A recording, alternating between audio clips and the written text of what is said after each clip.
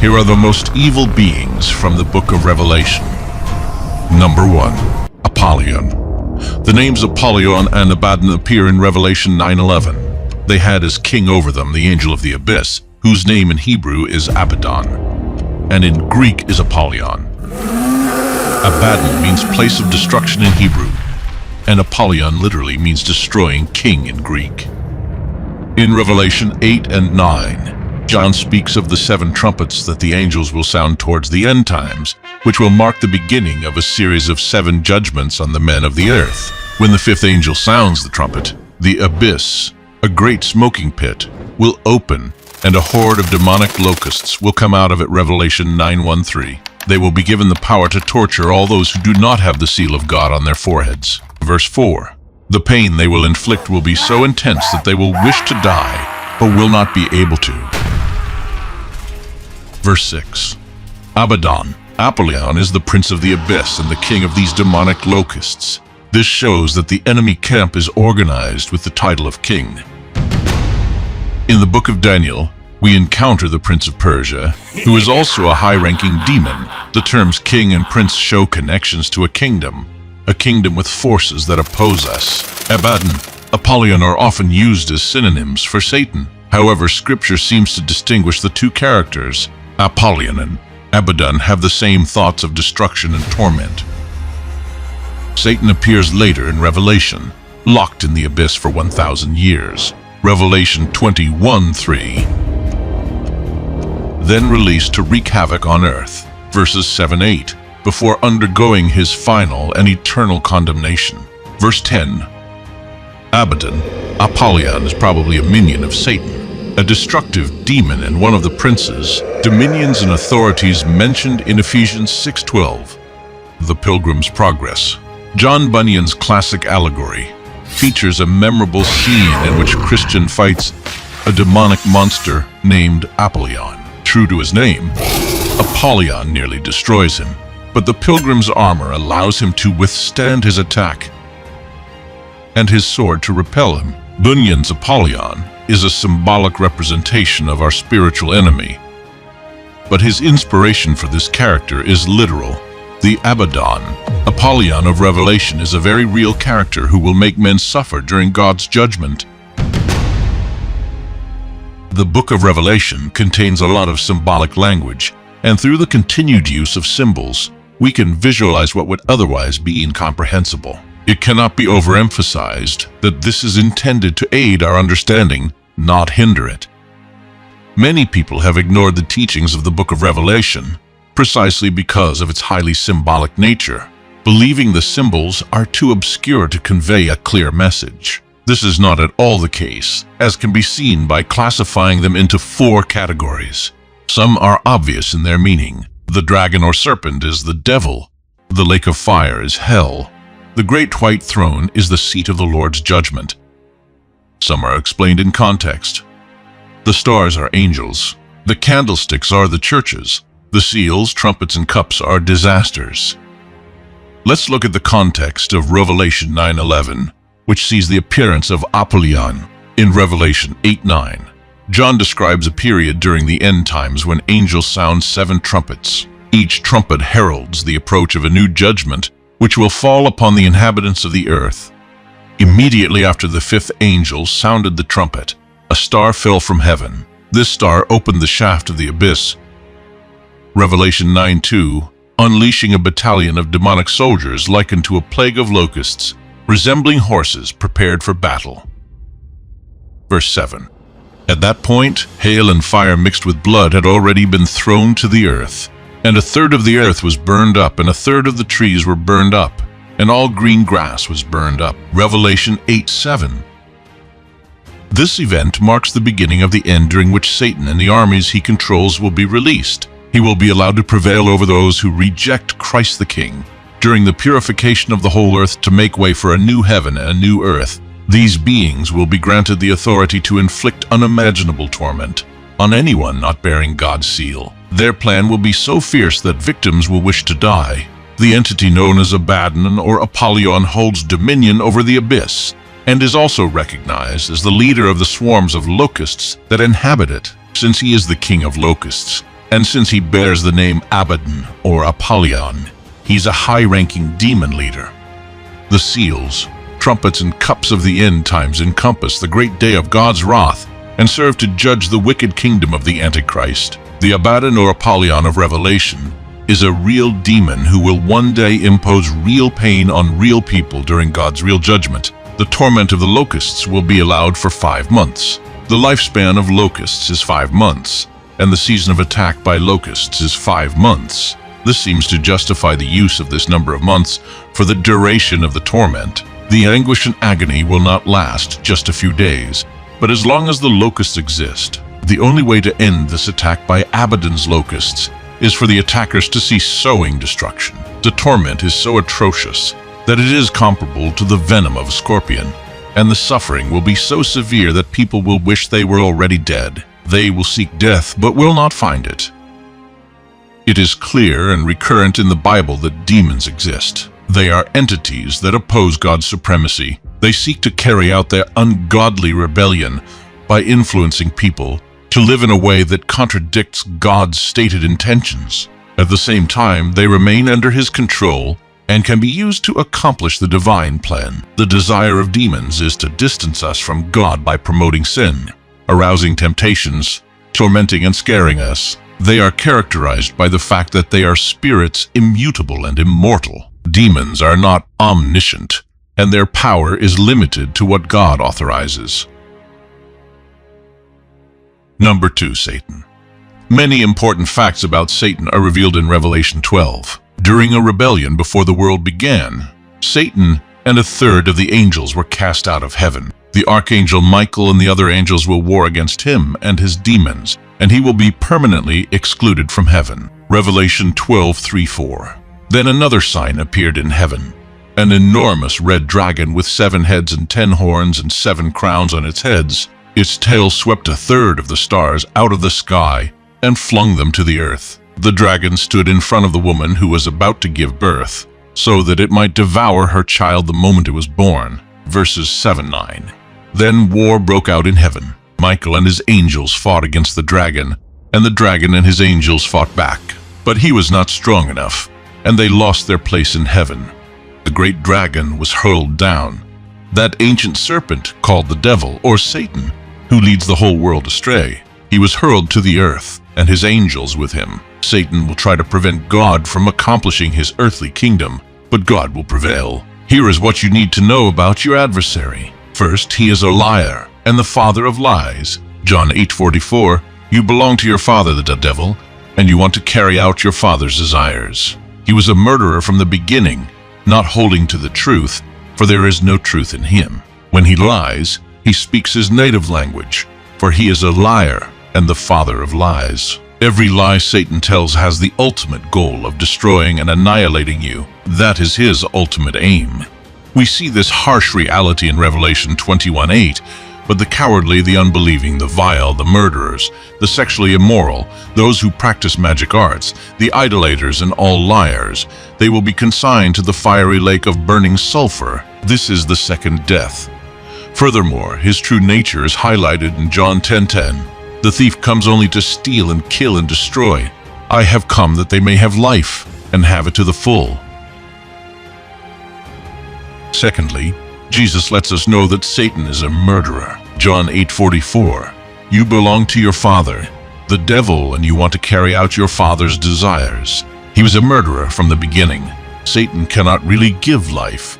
He only brings death, having brought about the spiritual death of angels and humanity in Eden. Christ said he was a murderer from the beginning, likely referring to everything that happened in Genesis 3 and 4, including the murder of Abel. Satan still wields great influence over men and angels, but with his perverted character as a liar and murderer, he continues to sin and oppose God as God limits his place and power in the universe.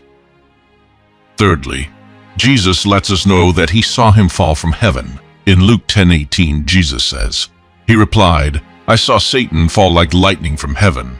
In referring to Satan's fall from heaven, Jesus likely had Isaiah 14:12-14 in mind. How you've fallen from heaven, morning star, son of the dawn. You have been cast down to the earth. You who once laid low the nations.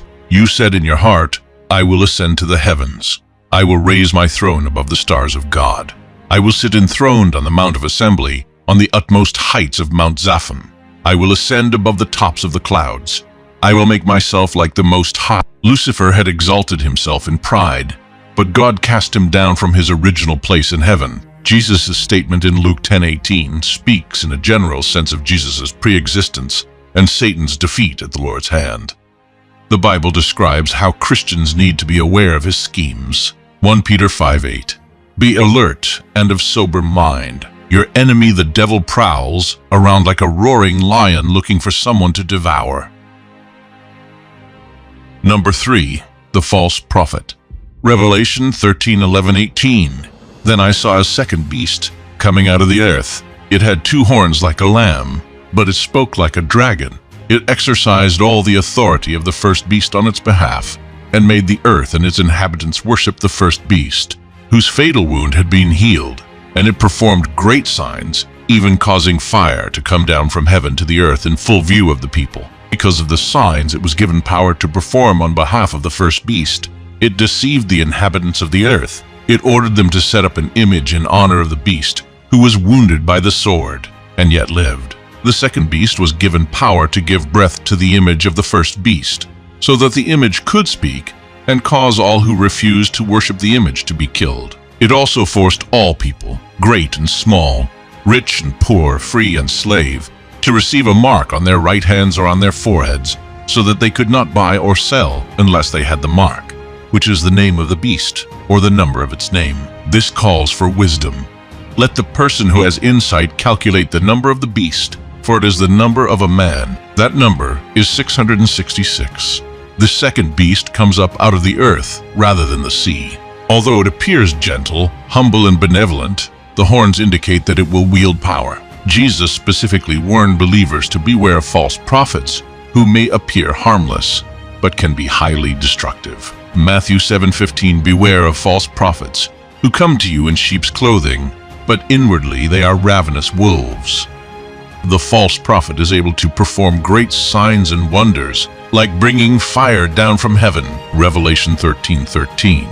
It sets up an image of the Antichrist to be worshipped, gives breath to the image, demands that all people worship the image, and executes those who refuse to worship the image. Revelation 13:15.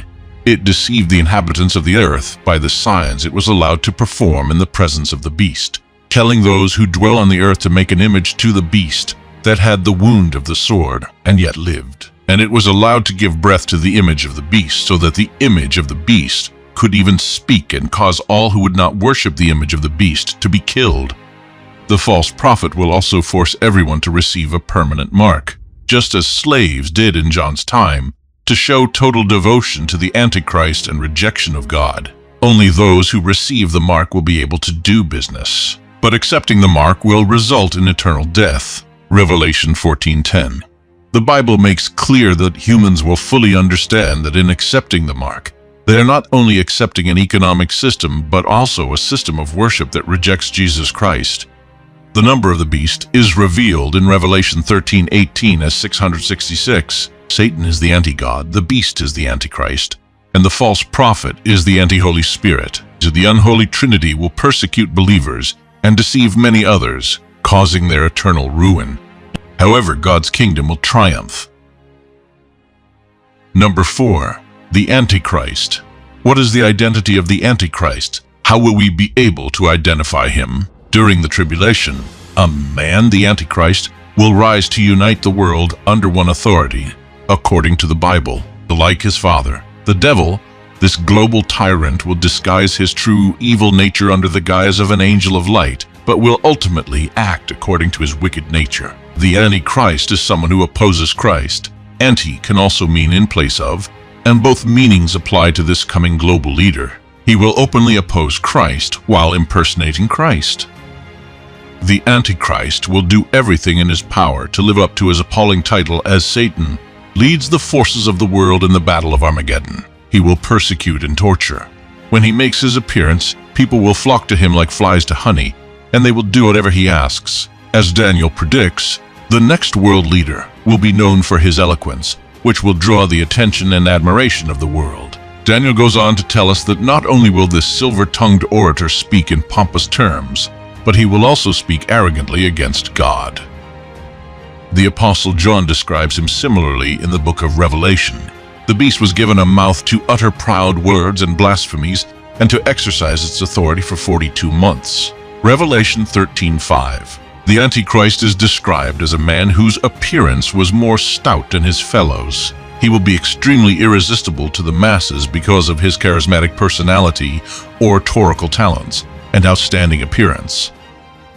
The Apostle John adds to Daniel's account of the blasphemous activities of the Antichrist by stating that all the living will be forced to worship him. The Antichrist is referred to as a beast in Revelation 13:1-8, which is a fitting description. During the 3.5 years of the Great Tribulation, the Antichrist will personify Satan himself. 2 Thessalonians 2:9 declares, "The coming of the lawless one will be in accordance with how Satan works. He will use all sorts of displays of power through signs and wonders that serve the lie." The Antichrist will progress from regional leader to world leader, from ruthless global tyrant to God status with a lowercase g. His rise to power will be subtle. It will go unnoticed at first, and even those closest to the action will not see it. According to John, he will emerge from the masses. "The beast I saw resembled a leopard, but had feet like those of a bear and a mouth like that of a lion." Revelation 13:1. In biblical imagery, the sea represents the general mass of humanity, or more specifically the Gentile nations, who will worship the Antichrist. According to Revelation 13:8, all inhabitants of the earth will worship the beast. According to Daniel 7:25, the Antichrist is a religious leader or cult leader. He will speak against the Most High and oppress his holy people and try to change the set times and the laws. He will speak against the true God of heaven. The terminology suggests he will attempt to elevate himself to God status and make pronouncements from that vantage point. 2 Thessalonians 2:4 declares that the Antichrist opposes and exalts himself above everything that is called God or is worshipped, even sitting in God's temple proclaiming himself to be God. He will accept the worship of the world's nations. The population will become increasingly disillusioned with the direction of this global dictator who has not fulfilled all the promises he made during the Battle of Armageddon. Major parts of the world will begin to form their own military forces in an attempt to overthrow him. And parts of the world will begin forming their own military forces and rebelling against him. Some of the early attempts at rebellion against the Antichrist will be crushed by him.